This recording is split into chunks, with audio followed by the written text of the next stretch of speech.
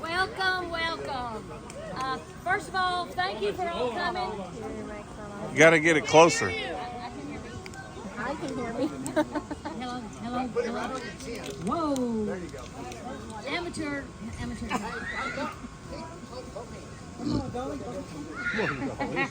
Thank you for all coming. But thank you, Michael Jarvis. Thank you, Kelly Jarvis. A lot of energy, effort, and time went into this. I wanted to pray. Kelly said, do it. You know. So the first thing I wanted to share with, and I want to make it quick, really our goal was, we know that some of the younger people here don't know about Mama-rine, Daddy-Max, and these others here. Daddy-Max's mother and father, Effie Lou and Cheryl Martin, and Mama-rine's mother and father, Bethany and Kirby. I'm going to say Bethany Head, Kirby Daly. All right. So we just want to share things about Mama-rine, Daddy-Max today that will just help you to know them a little better. So each sibling will get to say a little something. Then we'll have a song. Martin has written us a song about Mama-rine and a song about Daddy-Max. And then we'll show you some little video that you'll enjoy. So the first thing I want to share with you is I want to say Max Martin, 1931. That's when he was born. Maureen Martin, 1931. They were 6 or 7 months apart in age. They married in 1961. They were both 30. They had both been married before. Hence, you have some McWhorter kids, Deborah and Wes. If you are of the Deborah and Wes line, raise your hand.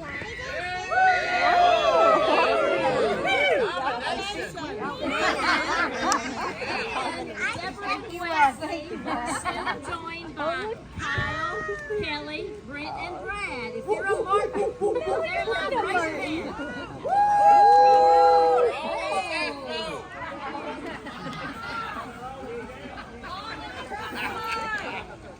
Okay. I want to start out by sharing something about Mama-rine. Being the oldest, I had the young Mama-rine. Brad had the older Mama-rine. So I had the young mother. I always remember being by everybody because when Mother walked into the room, she just stole the room. I mean, everybody wanted to talk to her. She was just cute, funny, witty. And even to this day, when I go to my class reunions, I have classmates that say, "Oh, I loved your mother. She was so fun. She was so cute." And I was like, "Oh, no." She always taught the youth. In fact, as she died, she was the Sunday school, teenager Sunday school lady. She showed us the way she could pull you aside and visit with you and teach you without you even knowing that you were being taught. So that was a great blessing. I always knew that I was blessed. On Daddy-Max, see, that's how short I'm going to be. On Daddy-Max, if there was a book written, it would be Max Martin, Man of Service. He came into my life when I was 8, and from that day on, I saw him being of service to any and everyone that we knew. He was quite gifted in the wood department. I say he was a man-made engineer. No. Yeah, that's it. Okay. Self-made. He made himself an engineer. And he had great style with wood projects. I could never believe how he knew everything. None of us would do anything with an amount we called Daddy-Max first. We say, I mean, if it was fixing the car, fixing the house, I don't care what we were doing. We bought a house and we said, wait, we're not buying this house till Daddy-Max comes and looks at it. So he knew everything. And he was a walking GPS even before. He didn't have anything, but he memorized the maps. He had no GPS. He memorized maps. You could call him anywhere. I got lost a lot. And he'd tell me right what road to get on and right how to get home. I think he memorized the map. I called him lots of times. I never knew such a determined man. He could make things happen. I always knew I was blessed. They would both want you to know that they had a testimony of the Church of Jesus Christ of Latter-day Saints and the Savior and His atonement. So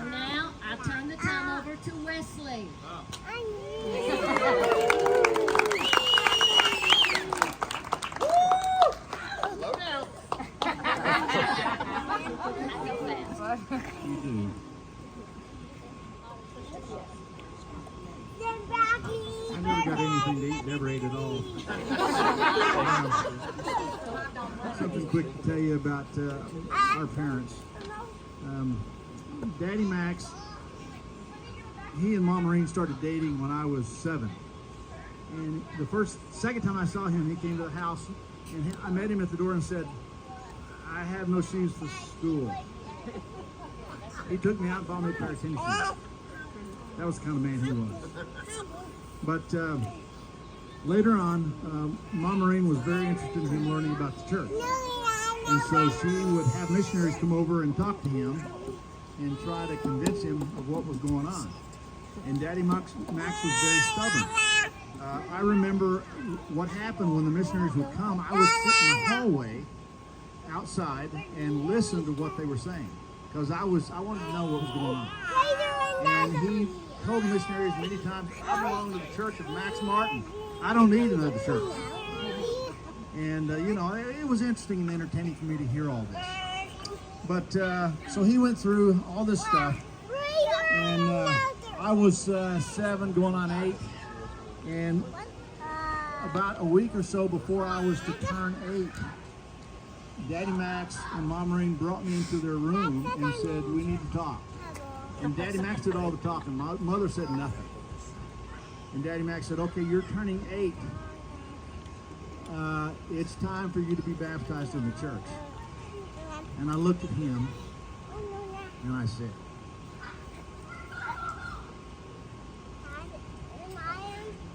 "I will be baptized when you're ready. We're going to be baptized the same day." I thought I'd shot him with a gun. I've never seen that look in his face before. He looked at Mother, looked back at me, and I left the room. I walked out. I said, "Okay, my missionary work's done." And he began taking the discussions again from the missionaries, took things seriously, and he and I were baptized on the same day.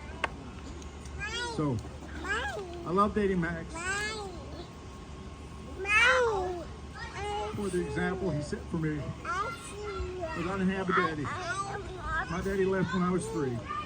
But Daddy-Max filled in, and he was the love of my life. Thank you. Good luck following that. I never heard that story. Go Kyle! Love you! Henry, put him back in the bottom left here. I don't know how to let y'all know what it means to me to have these as my siblings, to have the brothers and sisters that I have, and the family that I have, the mother and father I have. I tell Jill all the time that she's about if I'm half the man my father was, I'd be happy. I look like my father, but I feel like my mom. I'll share something with, this is a story. Jill wanted me to share this story with you. I'll share a story about Mama-rine when I was little. Mother loved to show. Mother's life lessons came in. They were self-taught. We were Cub Scouts. And there was about 4 of us. Shane, Charlie Dawson, and D.J. Wilson. She was our little scout leader. I'll never forget one day she said, "Boys, I'm going to show y'all something." And she had a match. She said, "Can this match burn twice?" "No." All of us said. She lit it, blew it out, stuck it on my arm. I did. This one's sad. Wait. Yeah, I remembered that the entire life. Another time, a life lesson Mother taught me was, I'd given her a report card like right before I had to get on the bus because it was not a good thing. And I remember standing there going, she said something about it was like one of them things you wrote several pages.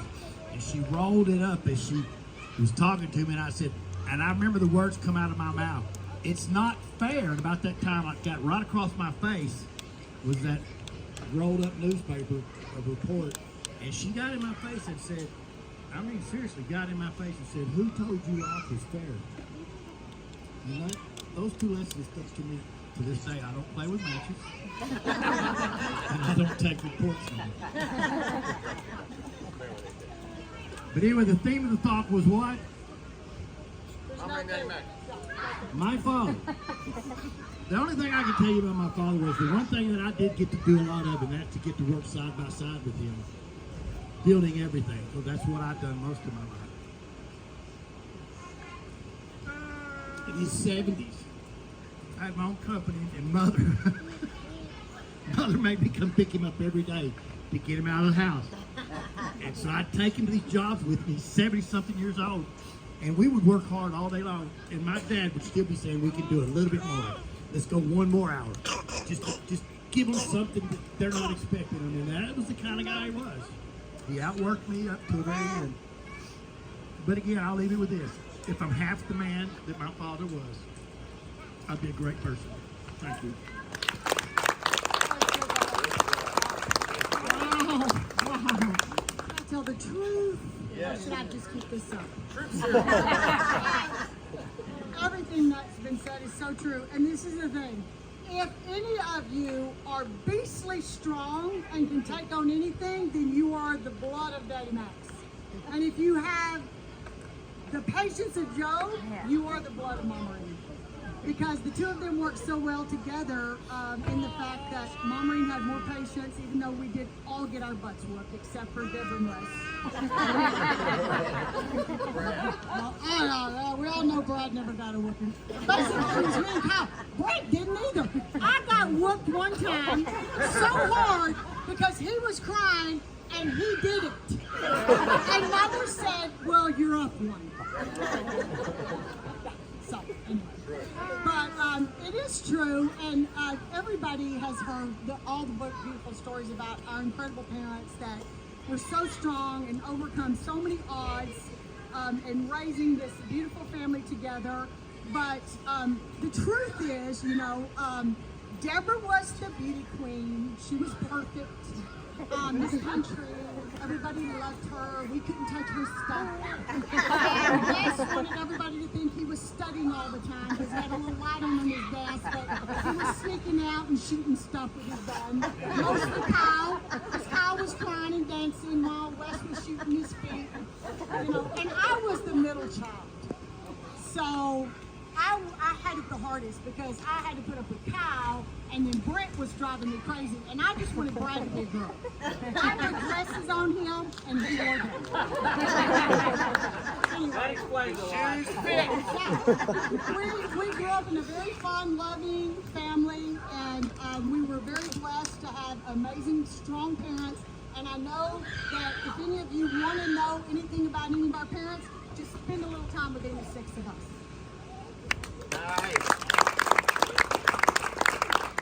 So let me first start by saying, I believe every one of us are a product of the Pine Tree Pirates. All six of us went to Pine Tree High School, graduated from Pine Tree High School, and can do math and reading like Pine Tree High School did. I get ridiculed regularly at my job. You don't speak right. Your numbers are wrong. Well, let me say something. We're talking about Daddy-Max. So, Mama-rine died first in 2011. And then Daddy-Max died in 17. So we had a good part of time with him, which was great for us. And I'll say this because he was such a hard shell. She was the dominant caretaker. Nurturer, yes. And he was pulling a wagon somewhere and doing something. But let me tell you a little story that he told me, and I'm going to be wrong on some of the facts, but just to show the kind of guy he was. This is a guy that played football, played sports when it was six-man football. And they didn't have a team in Gilmer. This is Gilmer, Texas, where he's from. But he had 5 or 6 guys that played football. They were so good, the 6 of them, that the East Texas high school team, and I don't know if it was Dangerfield or where, they were scrimmaging and they wanted a team to scrimmage. This is 6-man ball. Him and his 5 buddies go out and beat them. No score. They didn't score a point. And from that on, he ran track, played baseball, played basketball, and was given scholarships from University of Texas. I think one, maybe Texas Tech, and one other. Baylor. Never went. His buddy comes to him and says, hey, there's a Korean War going on. I'm going to join the Marines. And he said, all right. So they hitchhiked from Diana, Texas, on I-20, all the way to San Diego. They had to be there at a certain time. They hitchhiked all the way there, went through the service. He served in the Korean War, has really never told us anything about it. Didn't want to talk about it. He's told a little bit of things. We found a couple of guns. He's found some hardware and stuff. He never wanted to talk about it. We saw a couple of pictures, The war's over. They drop him back off in San Diego. They hitchhike back. They get back here, and there's a group in town called Brown and Root, and they were at the time building Texas Eastman. And his cousin says, hey, Brown and Root's building. You know how to build. Let's go. So he builds Texas Eastman. When they're done building the polyethylene department, the guy comes out and says, hey, we're taking applications. Anybody want to work here? He goes in, does 33 years, and retires from Texas Eastman. That's your grandfather. That's our father. That is the tenacity, the willingness, and it's just hard work. That's what he did. He tells me another story. He's divorced. I thought he had 2. He's got 2 wives, so there's another side of it. So any of you on supper number 2, welcome to the family. All right. So he's done with wife number 2. He's running around with Jimmy's brother, which is Johnny Mac. So Johnny Mac, the daddy's brother of them 2, are running around together in Daddy. It's a small town. They go into a little soda shop. Maureen's sitting there with a girlfriend. Johnny Mac says, hey, why don't you take that Maureen and I'll take this other one? And Maureen says, not gonna happen. And so he gets in his 49 Ford. He was known in town. He wore a white t-shirt, rolled up sleeve, pack of cigarettes. Those that are smokers in here, welcome to the family. And those that aren't, welcome to the words of wisdom. Lucky Strikes. He rode a 49 Ford up and down the highway. She thought he was crazy. He thought he was loud. He was obnoxious. And if you're one of those, welcome to the family. I am the band, as Coy would say, I'm only in the bandwagon, I'm driving the bandwagon. Shout out to Coy. Later on, she ended up dating him, and then they came together. Anyway, so my story about Daddy-Max and Mama-rine is, I grew up in Longview, Texas. At the time, shortly after he was baptized, quickly he became the bishop. And he was the bishop of the Green Street Church over there on Green Street for the Church of Jesus Christ of Latter-day Saints. And he tells me a story. Well, the church says we need to build a stake center in Longview. The only other stake center was in Gilmer and Shreveport, and they wanted to build one in Longview, and they needed Max Martin to be the bishop and run it. And Daddy, if anybody's had anything built by Daddy Max in his fashion, we're going all the way. We don't do 100%. We're 110, 120. He convinces them that this isn't going to be a building. This is going to be the first $1 million stake center south of the Mason-Dixie line. He goes and meets with the 12, with him and President Vickers, and they convince him. So that if you ever go to Longview and you see that church on Blue Ridge Parkway, that's your heritage. He was the bishop through that, then joined it, was in the stake presidency, but that's the kind of person we came from, dedicated to the Lord, unwavering testimony, got us all in there to do it and be a part of it, was constantly ensuring that we knew that. And I am sure these 5, as well as I, could stand here and bear their testimony to you on how they did it. You haven't lived if you've not sat there and let Daddy Max tell you how time works. You haven't lived if you haven't seen your mother or grandmother walk in the room and they do one of these. That's your sign to follow her. She is going to take you into a room and she is going to bear her testimony. She's going to tell you what you should be doing better and tell you how much she loves you, and she'll do it, everything with you to make it work. That's the kind of the people our parents were, consistent, loving of the Lord, loving themselves, each other and ensuring those things are consistent. I mean, we could not have happened and had a better example for those two. Brad, your turn.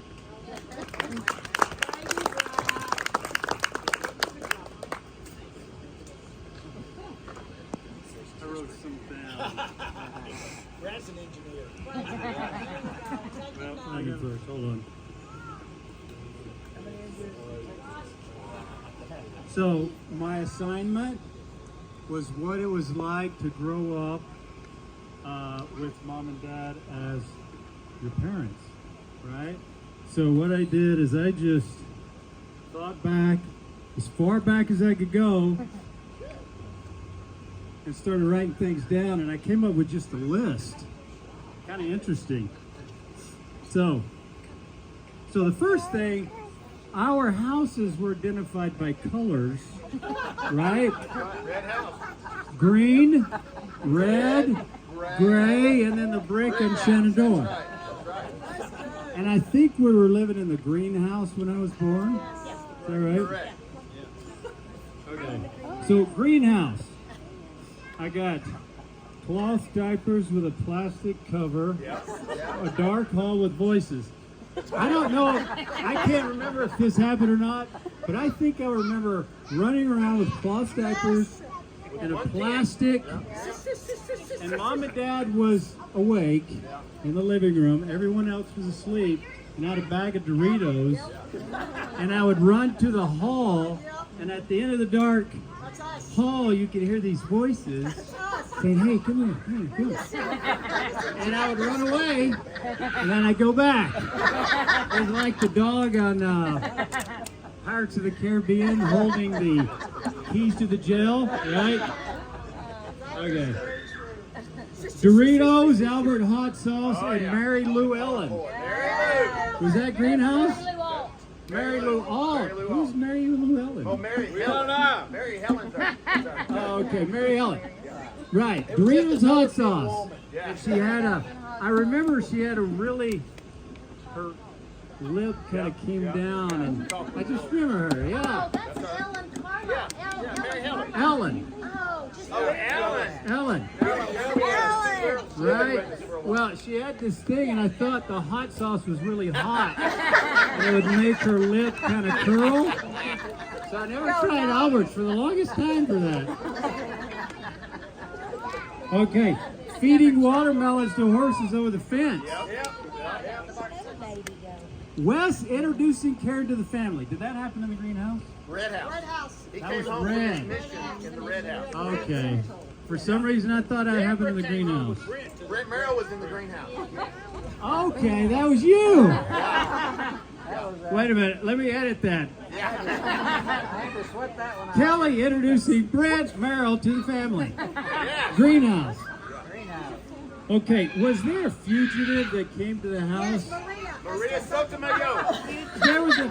I remember that. There was a fugitive that came. Did this happen? Police cops came to the front door. This guy was running away from them. Came into the house. Right? Weird. Strange. Yeah. Didn't that happen? Okay. was not there for that. You were in college. Well, you must be traumatized. Okay, I think this happened in the greenhouse. Kelly falling out of a tree, and mom yelling at her. Okay.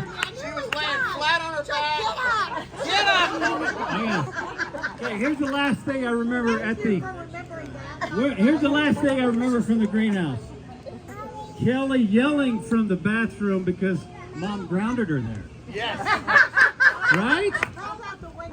She would get grounded, and we'd be outside, and Kelly would just be screaming and yelling. Right? I got in trouble because he hit me. Yes.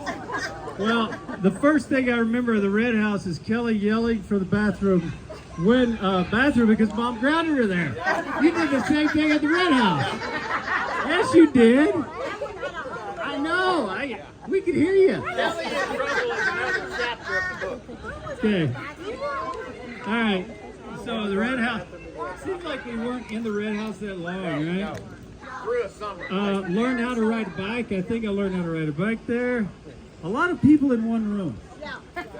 Was it like a 2-bedroom house? One bed. The green house and the red house. Yeah. Oh yeah, one big room. Yeah, that was strange. Flint, was Flint there? Went with our dog at the greenhouse. And then I got my aversion to sweet potatoes.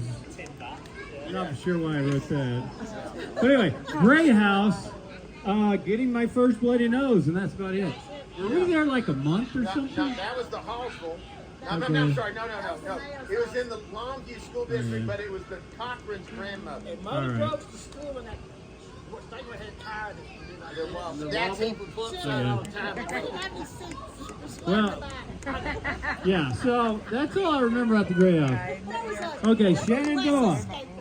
Staying outside all day long, hanging out with cousins, riding bikes. Kyle buying a sweet 8-track record combo. Yes. I remember one time I stayed from, yeah, it was an 8-track. Yeah. But I remember staying up from school, I wanted to listen to Queen or something. And then you said, hey, here's how you do it. You know, you do it. And I listened to it all day. Okay, let's see. Oh, Kyle buying a green 175 Kawasaki. KE 175 Kawasaki. Oh, no. Daddy said if you ever want to have a motorcycle, you got to buy it yourself. And I did. Well, no, wait. No, he didn't buy We it. mowed lawns all summer for you. We were mowing lawns all summer as a family. Yeah. Remember that. For that For you. motorcycle. Yeah. No, well, I got it. So, Brent making stilts the height of a house. Had to get on the house to get on the stilts. Later, I told you. Yeah. Mom worked. Yes, you knew that. Oh, that was greenhouse? Okay. Okay, Mom working for Dr. McDonald. Yes. That was weird. I always thought that was funny. And then making ruts in Dr. McDonald's yard, and the doctor getting very angry. Were you with me? Yes. We sometimes would go, Mom would volunteer us to do stuff at his yard, and I think it was wet, Around the office. and we backed up into this nice, and man, we just sunk in like 6 feet. Whew, he was mad. Papa moving in with Prissy. Chihuahua. Eating bacon and eggs and a Dr. Pepper every morning. Okay. Longevity. This one is a little traumatic. Okay? One-piece garments. Yeah. You get a chance to see them coming and going. Okay, moving on. Okay, going to Diana with Dad to work on Mama Lou's house, which eventually got demolished. Yeah. So, No, it's still there. mobile phone. Hey, do you remember the mobile phone Dad had? It was like, Like a bag phone. he had like the first mobile phone. And then I got Oldsmobiles. Oh, yeah. He loved Oldsmobiles. 88, 98. Red Fiat. Yes. Yellow Datsun. Yes. Purple Opal. Yes. Is that yours? Red opal. No, We had a red opal. so was purple. We had a purple Datsun station wagon. Oh, okay. Had it wrong. Sorry. Hey, I got the opal and it was red. Yeah. Okay. Tiptoeing around the house because Dad was working graveyards. Oh, yeah. Dad eating a whole onion and a jalapeno every dinner. He would sit there with an entire onion and a jalapeno. You'd take a bite of dinner, take a bite of onion, take a bite of jalapeno. Every meal, every dinner. Wow. My eyes were burning. Okay. Last but not least, driving back and forth from Texas to Louisiana, listening to Paul H. Dunn cassette tapes. That's right. See you, Deborah.